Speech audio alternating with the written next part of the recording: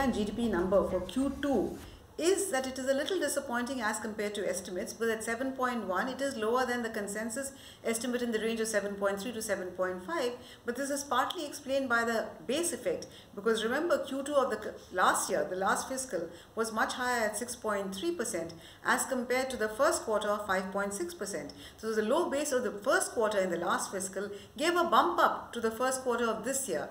That support was not there in Q2. So that is partly explains the lower number. Of course, the fact that oil prices were much higher in the second quarter was also perhaps responsible for the lower number that we are seeing. But at 7.1%, the overall first half year comes to 7.6%. And that's not bad going at all for an economy. At the disaggregated level, the performance in manufacturing and construction is particularly heartening because these are the sectors that provide jobs. Remember, one of the biggest criticisms of growth in India in the past few years was that it is relatively jobless growth.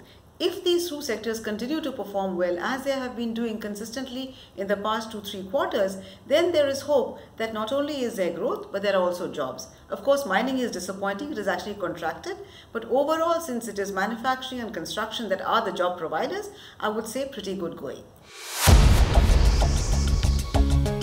It's always a difficult question to answer because there are never very clear indications, and one quarter does not a swallow make, just like one swallow does not a summer make. So for that reason, I think it's a little difficult for me to predict. But overall, if you look at capital formation, the gross fixed capital formation, both in fixed constant terms as well as in current prices, there has been an increase since a comparable period last year. So that again is something positive if it is sustained. And there is reason to believe, because the RBI had also spoken about higher capacity utilization, that again augurs well for the economy going forward. On the question of whether the RBI has been vindicated at holding GDP growth for the year at 7.4%, even as the IMF lowered it to 7.3%, I would think so, because I would think this has been a lucky government. Just when it seemed as there were storm clouds gathering above, we now have oil prices much lower, we have inflation much lower, we also have the current account deficit and the fiscal deficit well on track. Added to that, we now have reports coming out from the US that the Fed reveals it is pretty close to that neutral rate of interest. So in which case, even if the Fed hikes interest rates in December, it's unlikely to be very aggressive in hiking rates in the next year.